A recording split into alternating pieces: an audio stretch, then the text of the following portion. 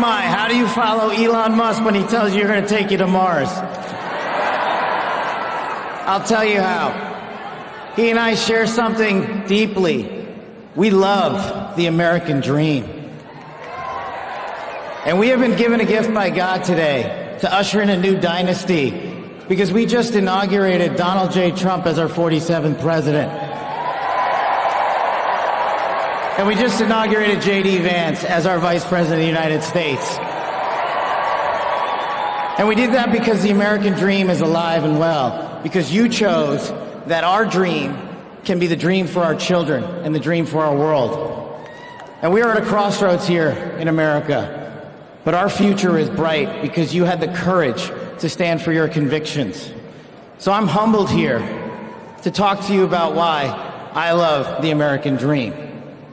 My story's pretty simple, it's unique, and some of you share in it. My parents were born and raised in East Africa. My father in the 1970s fled a genocidal dictatorship in Uganda, where he saw 300,000 of his countrymen murdered, where he saw what lawlessness would do if it was allowed to break through the system of constitutional justice. He fled, like so many others. He married my mother. They moved here. They waited in line.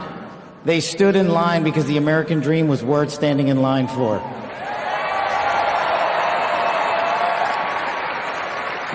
That dream is woven into the fabric of this nation, and our immigration policy is the greatest policy in the world. And now that we have Donald J. Trump and J.D. Vance, it will become the greatest policy in the world again.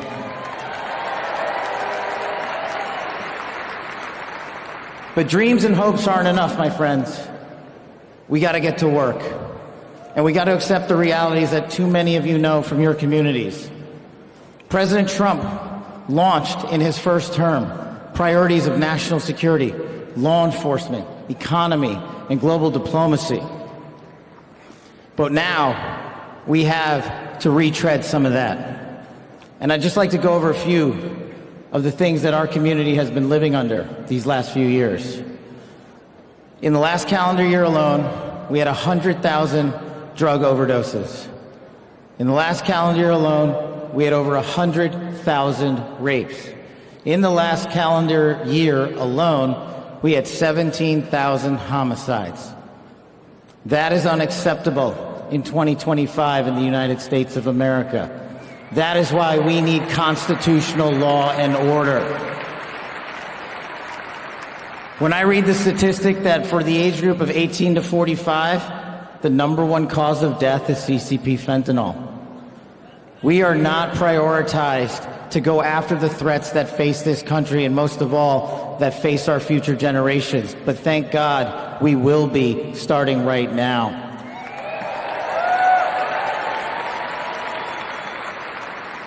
President Trump and J.D. Vance's leadership and administration will usher in the priorities that I cherished during my 16 years in government service.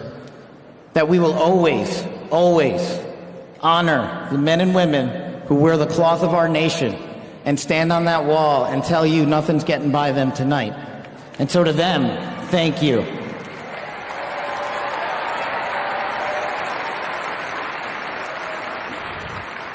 To our teachers and our frontline workers and our first responders, y'all choose to show up every single day for our children, for our communities, and we will now show up for you. Thank you for keeping us safe.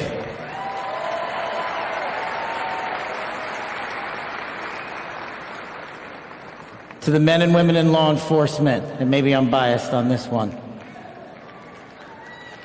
our police officers, our sheriffs, our federal agents are some of the greatest warriors that God has ever created. And we will put them first because they have our backs, and now we will have your backs.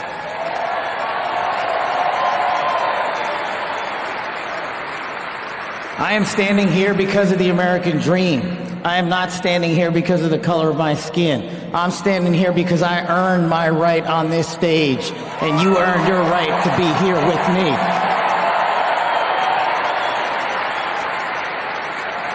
And I promise you this, with every fiber of my being, that our law enforcement, that our teachers, that our first responders, that our veterans, that our men and women in uniform who dare to serve this country and put themselves below the rest of our needs will be reprioritized to the top of the heap because they are standing on that wall, and we will not let that light go dark on them.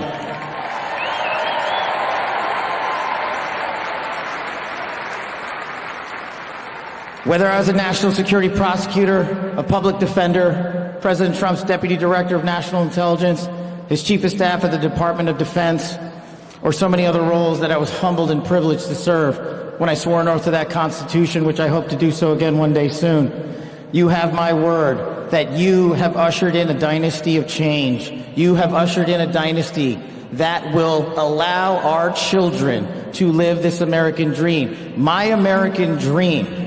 I am living the world's American dream. I am the son of lawful immigrants. We worked our tails off just like you all do, and I'm going to make you a deal.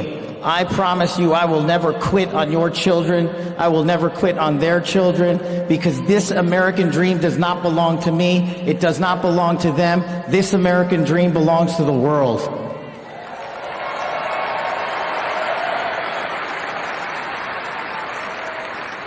So in closing, I just want to tell you this. It's pretty cool to be speaking in Capital One Arena right before the boss.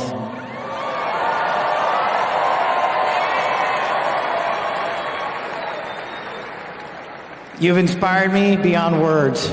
Your love, your devotion, your commitment to our country, everywhere I go, shows us that we are not only the beacon of hope, but we are the land of constitutional justice. We are the land under Donald J. Trump and J.D. Vance, where we are going to end the two-tier system of justice. We are going to remove the weaponization of the intelligence community for political purposes. And we are going to put the men and women of America first.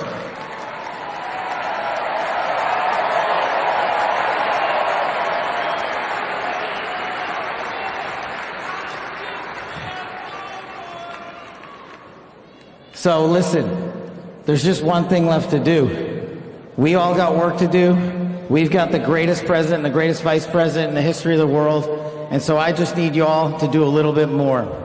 Every time you see a law enforcement officer, every time you see a veteran, every time you see a teacher, shake their hand. Give them a little bit of your time, because they're giving us all of our time. And don't forget to enjoy the ride, ladies and gentlemen. God bless America. God bless these United States of America. God bless every one of you. I'm living the American dream. My name is Kash Patel, and I ain't going anywhere. Let's go to work.